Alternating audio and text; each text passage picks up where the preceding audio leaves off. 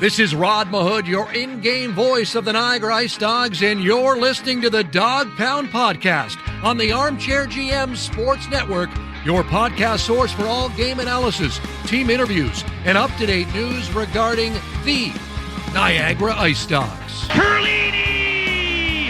Overtime! IceDogs win! Hosing!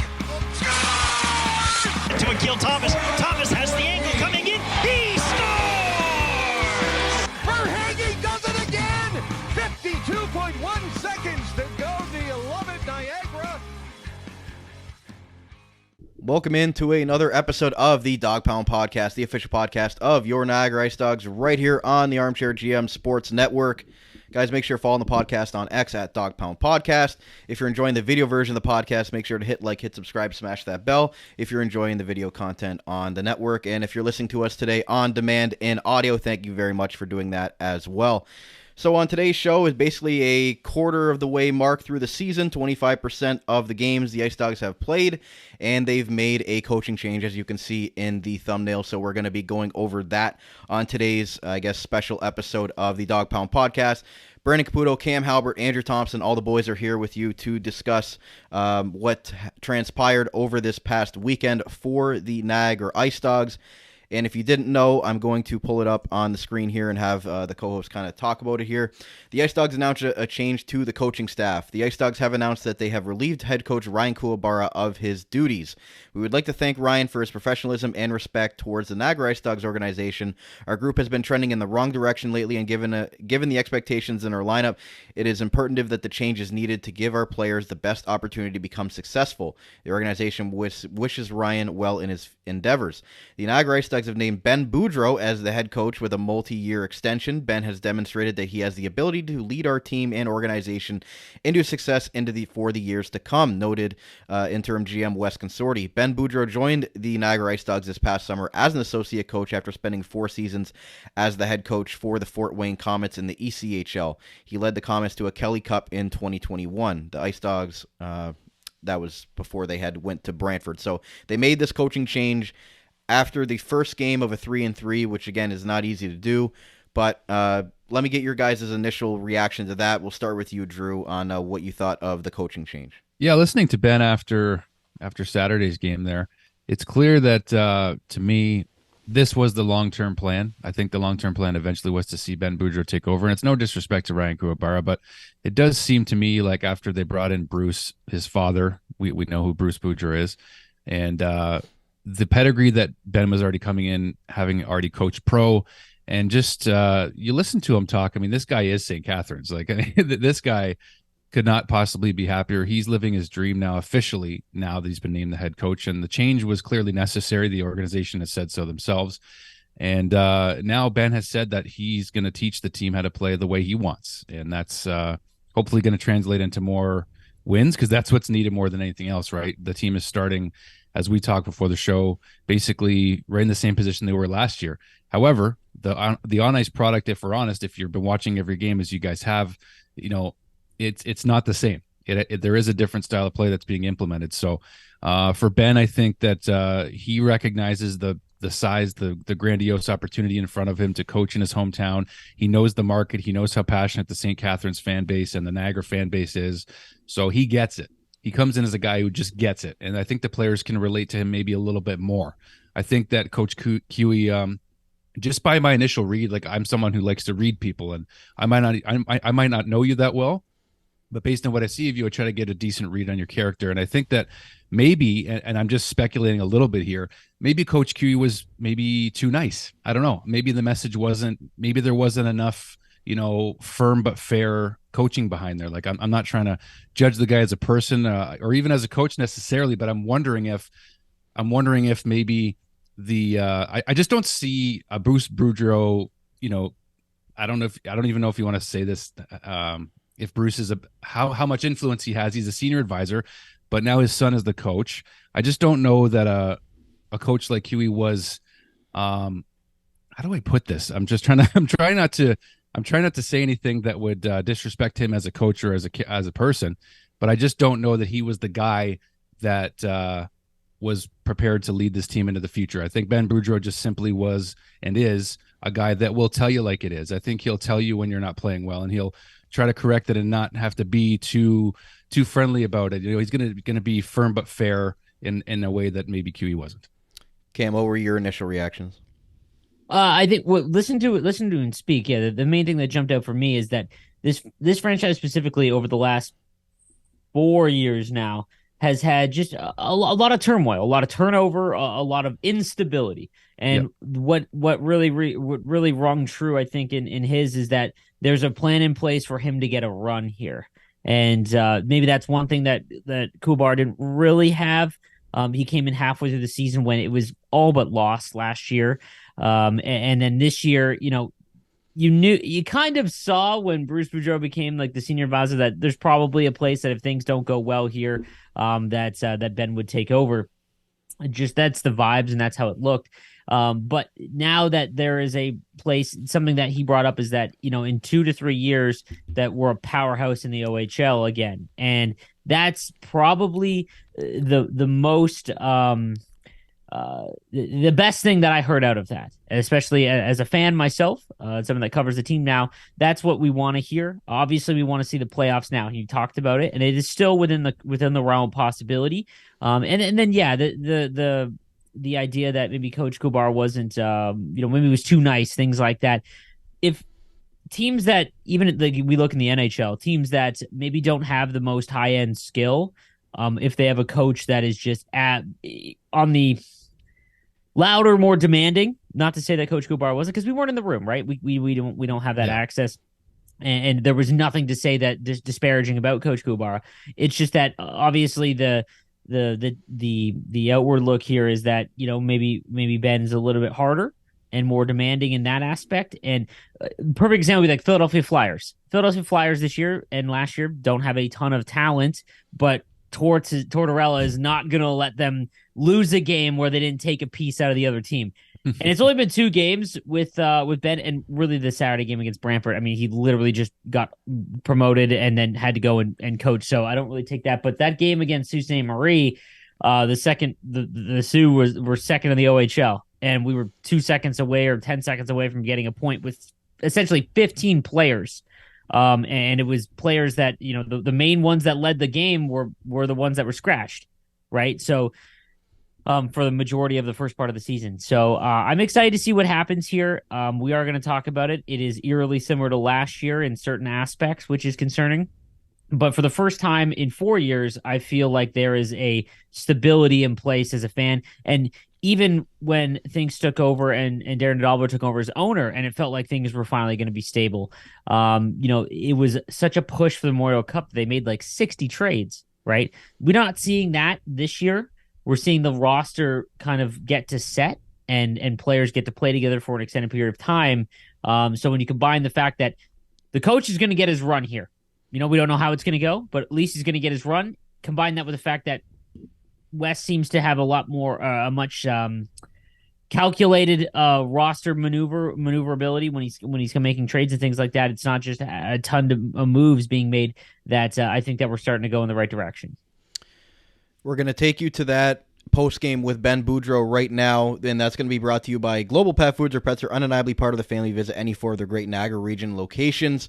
Here is head coach Ben Boudreau following the game against the Sioux Greyhounds and basically just talking about his initial reactions of becoming the head coach and kind of what we've been discussing here. Just talking about just the whole situation this week. I mean, not an easy thing when something like this happens.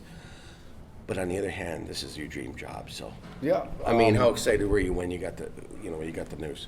It's not easy. I mean, I've been through it a couple times before, and it happened to me this summer. It wasn't in season, but I've been a part of the in season change too. And right. There's only one thing, and it's a mentality. It's what's the next step? How do you move forward? Yeah. Right. And we all love Kuwabara. He's a great human being, and it's Darren's prerogative to make that choice here and give me an opportunity here on a long-term deal here to set my place and put a plan in place to win. And we don't want to lose right now. Obviously, the games are starting to stack up here and create separation from the bottom to the top. Yeah. But I do believe that we have a good hockey team. I do think the playoffs are within reach. And I don't want to speak on Darren's behalf, but he felt like the change was needed, and I'm more than happy to step in and try to put my mark on it. Sure. What was it like tonight? I know you coached last night, your first game, but what was it like tonight to walk behind that bench in your hometown with an OHL team now? Yeah, I mean, you've got the moments before the game, the build-up for the game, and, during the game, once the puck drops, it just becomes natural, right? I mean, I've been doing this for the majority of my life, and then it becomes second nature. But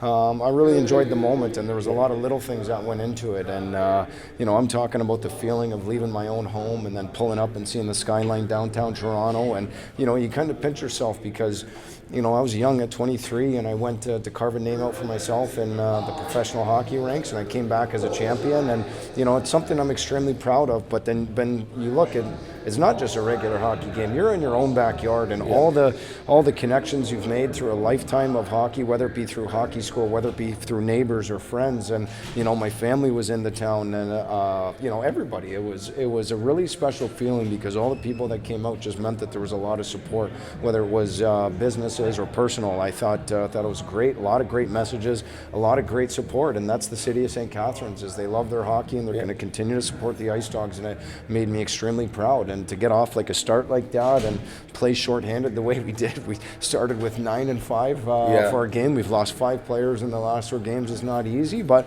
we didn't make excuses, and we took a good team all the way down to the end. And I felt we got a little bit of shit luck there with the puck, but it's one thing that we can all look at ourselves in the mirror and make sure that our head is held up high by the time we leave here tonight. Sure. What did Dad think when you told him? Oh, he was. He's been supportive my entire career. He's been very supportive, and actually was off the bus coming home from Brantford that I was about to step into our home at Fawn Hill. I got both my kids sleeping under the roof, and I just said, I wouldn't have never imagined in my wildest dreams that this is where I would have been last year, but this is the most excited I've ever been about a position in hockey my entire life, and there's nobody that wants to be able to turn this thing around more than me, and not because of the credentials or taking the credit. It's just because this city deserves it. This organization was a great organization, and I want to make sure that I do my part in getting it back there. So I'm an extremely proud person, and it's going to be a lot of work to do, but I believe I'm the man for the job here, and patience will go a long way, but we'll get there. Sure. Now, every coach is going to do things differently. You come in, is there anything in particular you want to maybe change, anything people might notice or anything the players might notice right off the bat, or kind of status quo, or what are you thinking? Everything. I want to do it my way. As far as the coaching, it's what I believe in, right? You got to trust the people around you. But as far as systematic X's and O's go, there is a lot of changes that I want to put in place. We didn't have time to put any practice habits in there, but we put a couple game plans in there. And you look at the personnel that we had in the lineup playing positions that they didn't have. I mean, we lost Ben Crane on the first shift. We lost Wizik in warm-up. We lost Asadorian on Friday. We had Humphrey with a 2-game suspension. We lost Paris, yesterday's game. I mean, you can't plan for that in a short amount of time. It was Zod and Rubric, for U17s. It was a perfect storm. And so any other guy could make excuses, but we didn't. We tried to put a team together out there. We tried to play to our identity, and we found a way to get the most out of every single person. And a guy like Stewie that's played his 3rd of the 17 games, I thought he was one of the best players. Kleiner had 1 goal entering in before tonight. We got the best out of him. He had 2 goals. We had Galyanov as a young rookie who hadn't scored yet, and he's gotten goals in 2 of the last 3 games. First multi-point game, I thought he was great. And so, those are things that you're really looking for as young guys to start taking steps and develop, because they're going to be the ones that we lean on, and then you need the older guys to also put their mark on the game as well too. So I thought collectively as a group we did everything we had to. We didn't get the puck luck, and we didn't execute on our special teams. They found a way to win it, and that was the difference in the game here tonight. So again, we all go to the bathroom, we look at ourselves in the mirror, and we make sure our head is held up high from that performance tonight. Sure. One other thing too, this team in the last 2 years has been through an awful lot of coaching changes, awful lot of off-ice stuff. How important is it to get some stability in from you and to make sure that everybody's on the same page and that, kids aren't thinking, here we go again type thing? Well, I think one of Darren's messages has been loud and clear, is that their intention is to make sure within a 2 to 3 year span that we're a force to be reckoned with, and knowing that you're going to be here for 2 to 3 years at the very minimum, and I plan on being here a lot longer than that, for the kids, for the community, for the businesses, for the coach, everybody involved. It's good to know that there's some stability there, and that's been a promise that Darren Darren's made to me. So, I look forward to growing roots here. It's been almost 2 decades since I've been gone, but I've never been more excited to be back into my hometown, and just the feeling I share right now, I don't think that's something that I can go anywhere else and get. So I'm enjoying the moment right now, first and foremost with my family, and then my extended family, which is the hockey community, has been great because they've been coming out in spades for support. So that's something that you can't really get anywhere else, and I'm happy to be here. Thank you so much. I appreciate it very, very much. What kind of learning curve do you expect will it take you to get used to coaching younger players after 4 years in the pros? I mean, in the ECHL, they were all older. I bet you the youngest player on the team is probably older than the average Ice Dog. I mean, 100%. I've never had 17, 18, 19-year-olds, but I'll tell you this, they're moldable. And if you believe in what you do, you can make their hockey habits change. You can make their personal habits change off the ice, the way they interact, the way they prepare. And that's exciting for me, is to be able to set the example. When you have the pros, they're usually set in their ways. They've had a ton of coaches, and it's tough to change them. So you got to get them most. And for us right now, from what we've seen, is that we've gotten a lot out of our guys already, and we're going to continue to try to mold them the Niagara IceDogs way. We just got to make sure they know what we expect, and one of my biggest strengths is communication, and I'm going to make sure they know exactly where they stand and what they need to do in order to have success here in the city. So there was IceDogs' new head coach, Ben Boudreau, and we've kind of already discussed a little bit of that, Drew, as far as, what we heard from Ben there. A lot of great thoughts, and again, a much extended post-game than what we're used to be expected when it's your first one taking over as head coach. But, he said a lot of good things, and I felt like he's a very honest man, and he'll always tell you the straight answers. And I really like what he said about being able to rally around each other despite everything that kind of happened in this past weekend. The coaching change happens in the middle of a 3-3. Sioux's coming in. They have 7 guys out of the lineup. As Cam mentioned earlier, some of the guys that were on the fourth line are now on the top line producing. I don't know if he could have imagined this scenario working its way out, but as Bill Poitras asked him, it's kind of his dream job, so he's really looking forward to the opportunity. Yeah, I mean, like, that game just ended so unfairly in the sense of just how well the IceDogs played, and the Meridian Center was more full than it has been. It's a Saturday night game, and it's Ben's first one at home, and to lose, it was hard. It was a heartbreaker. Like, that was a genuine heartbreaker to lose with 10 seconds left, and he mentioned too, specifically, the one thing I actually underlined at the beginning of his interview was this, like Cam alluded to, this is a long-term deal. Like, the plan is to keep Ben Boudreau here long-term. So we kind of know that this is really genuinely the beginning of the Boudreau era in Niagara. And it would have been great to get that, at least the overtime point, at least the loser point, if you want to call it that, or the shootout loser point or whatever. But to have a performance like that in their first home game, you can tell. I mean, it does happen with a coaching change. I mean, you see it all the time in the NHL. Like, the guys just sort of have the fresh juice, the fresh adrenaline and passion again to kind of hit the reset button, right? I mean, that's what it was. You're hitting the reset button big time. But this is the last probably big change we're going to see for a while in terms of, management or coaching for the IceDogs. And, they really believe in Ben's philosophies, and he's going to get a chance to finally implement those. He wants to do it his way, like I mentioned earlier. But I really get the sense that these kids really, really want to play for Ben. And I know that at the beginning of the season, we really pumped this team up, and we talked about optimism about 1,000 times, before they dropped the puck on the OHL season this year. But you still got to be optimistic, I think, that we're at the quarter-way mark, and, there's 40-plus games left or so. And now Ben can really show what he's made of to keep the IceDogs maybe on the fringe of a playoff spot still, even though they're 4 points out right now as we record this. But I think this really is an opportunity. And also, you're going to get Robrick and Zada back. You're going to get guys back into the lineup that they've been missing sincerely. I mean, you talk about the game the other night that Cam and I were at, and Brandon is at every game as well. There was elements missing there. You could tell that, Kevin was trying to do a lot of the work himself, and he was creating chances. And then on Saturday against the Sioux, he actually got rewarded. So I felt like, Kevin was trying to do a lot on his own here with the absence of Zada and Robrick, two guys that I know that Robrick is going to be more of a contributor first before Zada grows into his game. But in the end, I think Ben is really going to take he's really going to take the opportunity, grab the bull by the horns here, and now it's time to show what you're made of, and he knows that. And I think that fans are going to have to really be patient still, like Ben said, but this really is, like, there's no more excuses. I think at this point, I think this is Ben Boudreau's team. Show us what you're made of, and I think the fans are ready for it. I think the players are ready for it, and we certainly know that the management believes in them. So it's time to put your money where your mouth is. In the Niagara region, Global Pet Foods is your destination for premium pet nutrition and caring expertise. Whether you've welcomed a new furry family member or need advice on top quality nutrition, their dedicated staff is ready to help. Discover why Global Pet Foods' lesser-known premium brands outshine the big corporate names. Their team's passion ensures your pet's health and vitality. Check out one of their locations today: 3643 Portage Road in Niagara Falls, 160 Highway 20 in Font Hill, or 400 Scott Street and 344 Glendale Avenue in St. Catharines. Global Pet Foods, where premium brands and caring staff make the difference. Niagara Golf Lounge features 2 state-of-the-art indoor golf simulators, allowing you to play some of the world's best courses all year round.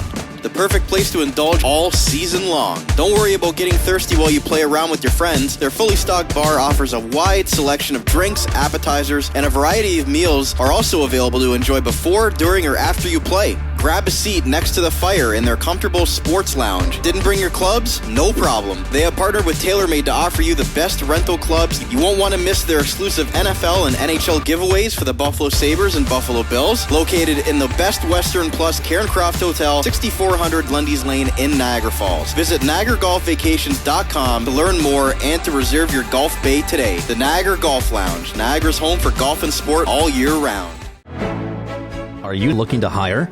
Let the Niagara Employment Help Center save you valuable time and money by making your hiring process easier. Their services include free job postings in-house and on their website, fill job vacancies quickly and efficiently, access to a bank of potential employees, reduce employment costs, and financial incentives may be available to offset the cost of new hire training. Check out the website at ehc.on.ca or call 905-358-0021 for more information.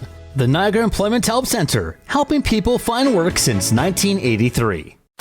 J&L Flooring is Niagara's specialty flooring and design company. They take great pride and provide elite customer service and support. With a beautiful showroom, great pricing, and a wide variety of truly unique products, J&L Flooring is your specialty flooring and decor boutique shop. All of their products are environmentally friendly and responsibly produced so you can feel good about your flooring choices. Their goal is to build authentic relationships based on honesty and integrity that they foster with respect and authenticity.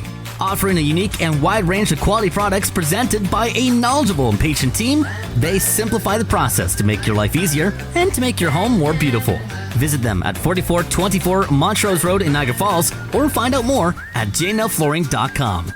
If you think you can get a better deal anywhere else, you don't know Jack at J&L Flooring.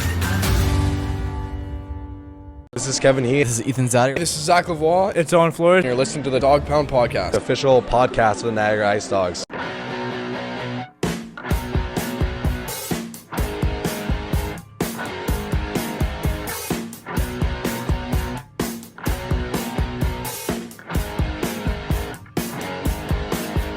Building off what Drew said there, Cam, about the players and the opportunity, like if you see that first game on Saturday night, Ivan Galyanov, fourth line player, Evan Klein, fourth line player, 2 goals for Evan Klein, goal and 2 assists for Ivan Galyanov, scored on Thursday night as well. Like if you're some of those players in that locker room that might have not gotten an opportunity, with the previous coach, maybe you're thinking, okay, this is a fresh start. This is a chance for me to move up the lineup and show what I'm capable of. And just kind of try to prove my game, because as Drew mentioned, when this happens in the NHL, everybody has that fresh juice, that fresh start. Okay, maybe this is my opportunity to move up the lineup. 100%. I mean, Galyanov is a perfect example. He really couldn't crack the lineup unless there was injury or players missing for other reasons. He has looked extremely exciting. Both isn't shy in terms of the physicality, great with confidence with the puck, and going to be really exciting. Like the last game, he looked like the last few games that he's gotten into the lineup, he's looked like he is going to be a main part of this team for a couple of years. And again, we forget that a lot of these guys are 16 years old. We had 4 when we started the season. I think the main thing, like, forget the players on the in the bottom six in this sense. What I want to bring up, I was just looking real quick. It's the production at the top end that obviously we've seen stretches of frustration in terms of Kevin and Lavoie, for example. They had such good years last year for the Ice Dogs, who struggled mightily. Like, it's been well documented, and this year the games have been much better. And maybe that's more of a focus to play more defensive. But I'll be honest, last year, Lavoie had 57 points in 69 games. Right now, he's on pace for 36 points. And obviously that's not a good trend, and that's not on him. We find that we've seen it maybe grip the stick a little too hard and trying maybe too much. We said it. We noticed in the Sioux game, they love to shoot for the top corner every single time, and well, they should, because they have some of the best shots in the league. And Kevin as well. He's kind of on pace for the exact same amount of points as last year. I'm curious to see once Rubric and Zada get back, because I don't think we realized how much they impact the lineup, and even a 16-year-old. It's going to be very interesting to see how they play and, what the philosophy is, like what the changes are. We saw flashes under Coach Kuwabara so far to start the year where they dominate periods against great teams. And then they would kind of have this like lull, they'd get down, and then have to find a way to fight back. That's the one thing this year, is that they fought back a ton. And some of the most stunning wins too, or stunning like abilities to get into overtime. That won a game against Barrie, for example, even Windsor. That was a massive one. So that's them not going away is huge, and I'm hoping that continues. But the fourth line was able to score a few goals. The fourth line and players that were scratched prior to Ben being head coach, and I'm wondering if that just kind of makes the offense as a whole score more. And I'm curious what systems come into place that changes the look of the team and his like footprint on it. I'm very curious to see, because there got to a point where once the game kind of slowed down a lot, a system that was in place, we saw a lot of the same breakouts where they're just surviving shifts, flipping the puck out, going off for a change, or on the breakout, it's very slow. Wingers are stopped at the blue line and there's just no speed in the zone. And I'm curious to see what a new system is going to do. I'm also curious to see what the lineup's going to look like, because we haven't seen the full lineup probably since Rubric and Zada left for the U17s. Like, when everybody gets healthy, because, Asadorian's out right now, Paris is out, Wysick's out, and a few others as well. It's just, I want to see what the line combinations look like when everybody gets back healthy, and kind of see if there's any sort of differencing or if it's going to be any similarities to what it looked like before under Coach Kuwabara, the way Ben Boudreau wants to kind of go about the lineup. But I have optimism that once this team gets back healthy, because obviously this last weekend, everything they went through, not just with the coaching change, but with all the lineup changes and everybody out of the lineup, it was really just a perfect storm that all just kind of molded together for them to get 3 losses. But Drew, like, they're sitting 9-3-4-1 right now. I got the standings up on the screen. I mean, they're 5 points behind Brantford, 6 points behind Oshawa right now. Again, there's only 40 games left, but you want to see this team start to kind of make progress again, because they were picking up points there in consecutive games. But if you look at it, they haven't picked up a point in their last 5 games. Yeah, you said 9-3-4, and I wanted to correct. It is 3-9-4-1. Oh yeah, sorry, 3-9-4-1. Sorry, it's early in the morning. I haven't had my coffee yet. 3-9-4-1, but they haven't picked up a point in their last 5. Yeah, and that's why if I'm the Ice Dogs players this week, they haven't had a full practice with Ben Boudreau yet. So guess what?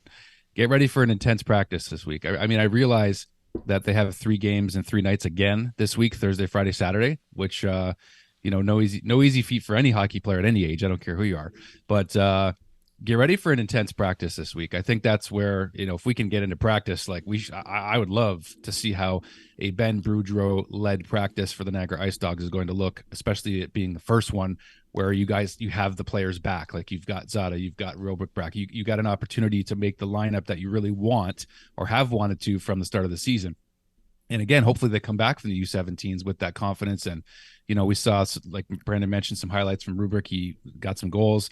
Hopefully he can get that scoring touch going again. And for Zada, a young guy with a big body that just you have to give him time to grow into it, because it's clear that it's going to take time for him. But, in terms of the points that they're going to need to stay alive in the playoff race here going forward, that's why this practice this week to me is pivotal, because you got to start implementing the systems that Ben wants to, and he's going to make clear what the expectations are for each individual player as well. So that's something that I'm looking forward to seeing flesh out, because now is the time to start to really, they're going to be starting from scratch, right? Right away this week in practice. And I can't wait to see how he really turns the dial up on the expectations for each player and keeps them, at bay in terms of, not getting them too high or too low.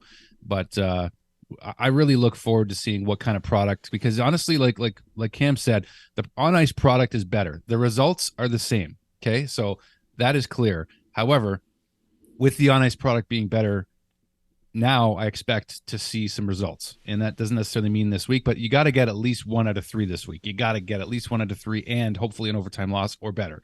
That's what I'd be looking for from this team, is at least 3 out of 6 points. So that's where, I think that that would show a good confidence. It would be a good confidence builder for the fan base to see them get 3 out of 6 points this week in these 3 games here. Yeah, I mean, you've got to get off the schneid at some point. You can't go 8 straight without winning a game. That'll put you behind the 8 ball. Something he mentioned also, Drew, from I think you brought up earlier, was that he said that this is my team. I'm going to run it the way that I want. He said that in the post game that we played earlier in the show. He said he wants to, everything is on the table as far as changing the way that they go about practice, the way that they want to go about everything.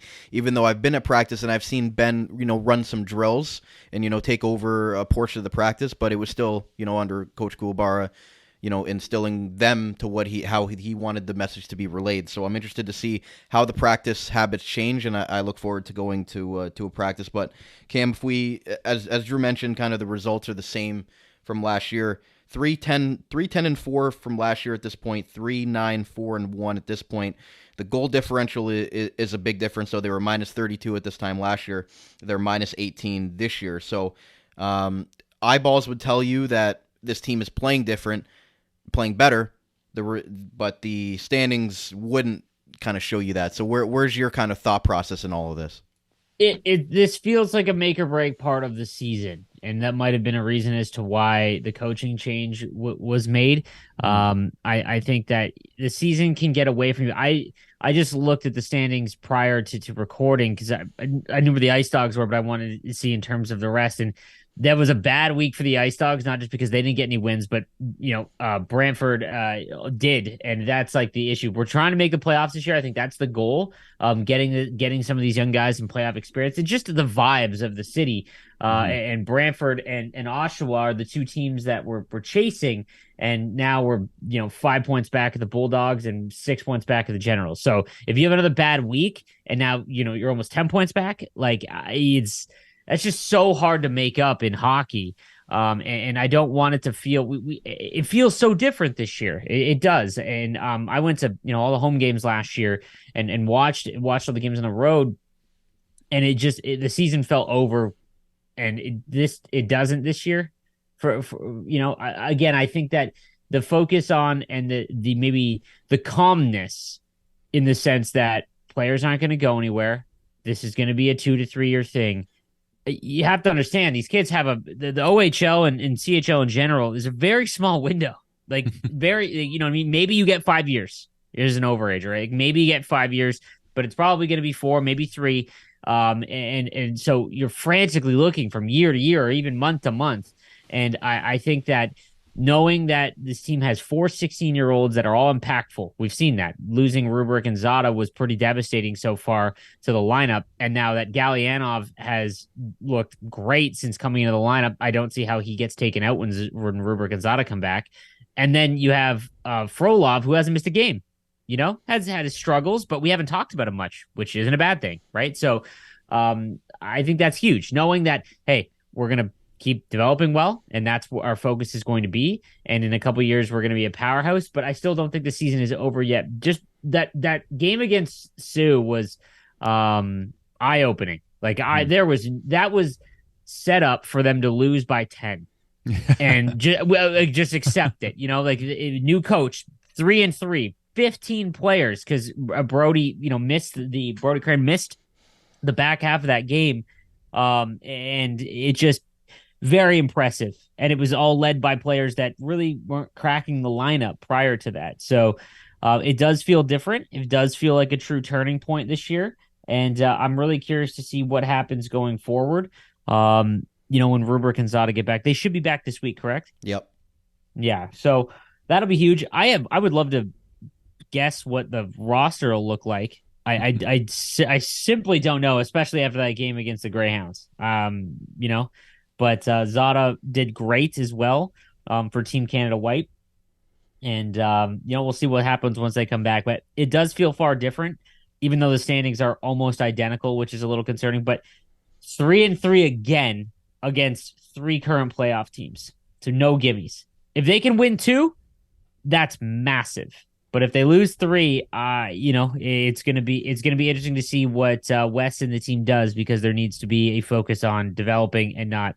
Last year when the season was over, they did acquire some players for this year, but it felt like they tried for 2 more months to try and make the playoffs or build the team. And I respect that as a fan, because they were trying to get the Memorial Cup bid. And I totally understand that, but this is going to be different, I feel, because it's a lot more calculated and they have a plan going in place because Ben's really not going anywhere. And I spoke to Gavin Bryant, assistant captain, in the postgame after Saturday's game, and he said, he's so proud of everybody in that room for stepping up. They really gave it all that they had out there, and he said that the room's fine. Nothing like everybody's good in there. Everybody's remaining positive, doing what they can do, and they really respect and like Ben Boudreau as a coach. So they're responding well to his message so far. And once he gets to start to really implement everything, Gavin Bryant says that he has no reservations about the fact that they're going to be able to get through this. So at least the state of the room is in a good place, Drew, and that's good to hear from a morale standpoint. Yeah, 100%. And Gavin Bryant, like before the season started, mentioned culture more than anybody else. And now I think the culture is only going to get better with Ben at the helm. And I think that's what they really believe, right? And you have to. I actually wanted to ask you guys, because I don't know that you've had it. I'm sure you've talked about it in the post games for sure, but even the addition of Brody Crane this week from London. So how do you think he factors into the way the team is going to go, and how much of a role is he going to have? I mean, they gave up some decent draft capital to get this kid. So I'm just curious your guys' thoughts on what you saw, because I admit to you guys, I don't get to watch every single game from front to back. I get the highlights sometimes, but how do you guys see Brody Crane fitting in, and was it worth the move? You want me to take this one? Yeah, go ahead. I think that he will definitely be an improvement.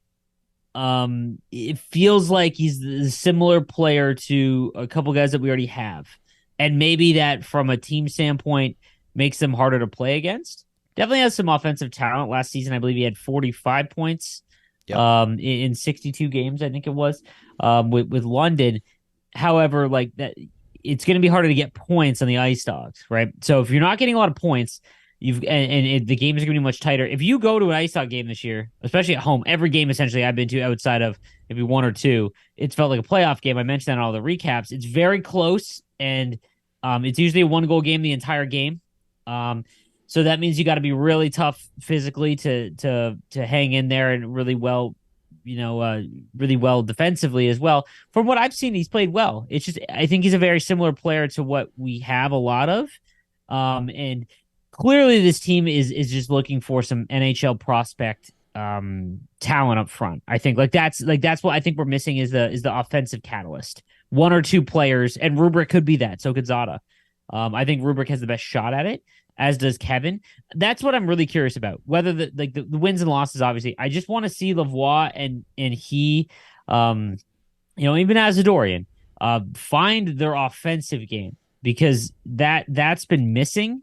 And because the team plays so well defensively, a couple more goals here or there from them, and we're in business. And every time you see Kevin shoot the puck, he has like an NHL wrist shot, a true NHL prospect wrist shot. And if that starts going in a little bit more, then it's going to get real interesting. Well, it did happen against the Sioux. Just before Brandon jumps in here, sorry, I just going to say that because when we went to watch the Sudbury game on Wednesday, I saw Kevin create stuff all on his own. I mean, he created that one turnover he created, and he just whistled a shot on net. I don't know how he got it off so quick, but even Ed Burkholder, color commentator for the Ice Dogs, said he's got NHL feet. Because go ahead. Yeah. So something that you will never notice unless you're watching the games is that when Kevin loses the puck, he's just like a, pun intended, like dog on raw meat. Like it's he's just relentless defensively. He's like that guy that you play like in beer league that's like always going full tilt always, and it's really annoying and to play against or with. And that's what he's like every shift. And so is Asadorian. Like those two, and that's not a knock on any of the other players in the Ice Dogs. It's just that they don't stop skating ever, whether it's on offense or defense. And sometimes Kevin can overskate or try to make a play 1v4, right? Which he has the talent to do so. But I think that with the rest of the team, it has to be simpler. I mean, we saw a lot of the goals in over the last little while come from, honestly, how many have come from rebounds? Like in tight, non-shots. Just very few, right? Like very few. It's either like an absolute dot. I mean, that one, we didn't talk about this, but the goal that Kevin had against Brantford when the game was out of reach was one of the most ridiculous shots you're going to see all season. Like, I don't know how he got that upstairs in a space that's, like this, right? Like, it was just incredible. And I think that that's what they're trying to do too much. We talked about this as well, in Brandon, when we were watching the game against the Sioux. Shoot low. Every once in a while, guys. Like rebounds. That's how you guys have you guys have the shots to beat goalies upstairs. Totally understand that.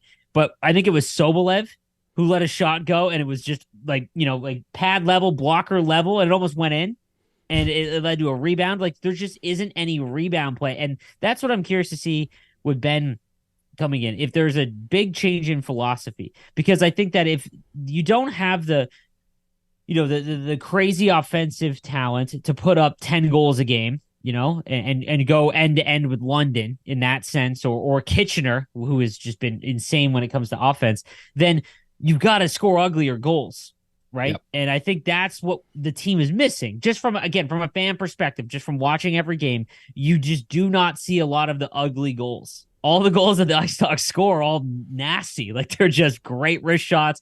They're picking corners, breakaways. There's a lot of those, and I would just love. I think that's the one thing that's missing from them is just the nice tic-tac-toe play in front with Klein from was that Galliano or was that Kevin setting that one up? I think it was Kevin. Yep. Yeah, nasty, but that's just like the in tight shots as opposed to scoring off the wing or off the rush by beating the goaltender clean. We've noticed this year there's a lot of good goaltenders in the OHL this year. I would love to do the numbers and take a look, but man, every time that the Ice Dogs play someone, the other team has just a rock star in net. And Flores himself, and same with Vandenberg, they've both been great. So I'd love to see if scoring as a whole is down. Because again, I'm just watching Ice Dog games, but it just feels like it is. Yeah, no, it is. And as we kind of wrap up the show today, I'm just looking at, and I understand the fans' frustration, and I do. It's been 4 years since we've seen playoffs. Like 2018, 2019 was the last time they made the playoffs. 1920, the season got canceled. They were on their way to not making the playoffs. Then the canceled season, and then the last two seasons. So I don't want to sit here and say that we understand. We want to see this team do well. As we invest our time to covering this team just as much as everybody else invests the time into watching this team, and we know what the sacrifices fans make to buy the tickets, to get down to the rink, to get to the games, to watch the games, to invest their time. So again, we understand the frustration of it, but it sounds like with the third coaching change that they've made in the last year, it is what it is. But we look at it and we say, they brought in Ben Boudreau as an associate coach. I knew at some point that he was probably going to become the head coach. Didn't know it was going to be this soon. But you brought it, as Drew mentioned, you brought in Bruce Boudreau as a senior advisor. So they've got a plan in place, and the people that they're putting in these positions that have been successful at the pro level and are coming back to junior here. I have optimism, and again, I understand the fans don't want to see go through another rebuild in that, but I can see the light at the end of the tunnel with this regime here, and I just want to make sure that everybody knows that when we record and we do all this stuff that we understand that it's a frustrating time, but we're looking at it through, what Ben's going to bring to the team, what the results are individually and collectively as a unit, looking at some of the positives that we've seen, throughout the first 25% of the game so far. And I think that we've seen enough that we can say that if they do all the right things, that this thing can get turned around quicker than maybe people think, Drew. Yeah. Go, Cam, if you want to go ahead. No, go ahead, Drew. I was just going to say, this is a time where, I already mentioned it, but like, I'm expecting the results to start coming. Like I know that it's really early still, and this team is really young, 4 16-year-olds, and a lot of good hockey teams to play, especially even this week. But I do expect more inspired performances like we saw against the Sioux on Saturday. I expect that to continue. I expect them to get better, and I expect more results. And I think that, after Christmas, if this team is still in the hunt for a playoff spot, even if they're 3 or 4 points out still at Christmas time, the season's not lost. So, right now they're 5 points out. So if you can start to really chip away, and we talked about the numbers before this, the goals against are down, the goals for are up a little bit. Like we mentioned in the first episode, like we're trying to chip away at every statistical category to genuinely improve all the results in all facets of the game. So now I think, as much as we pump the tires of this team and the culture has been changed and the management's been changed, now the coaching's changed, and it's time. I think this is a turning point, and if it really, the results will matter above all else, but this is the potential TSN turning point for this team.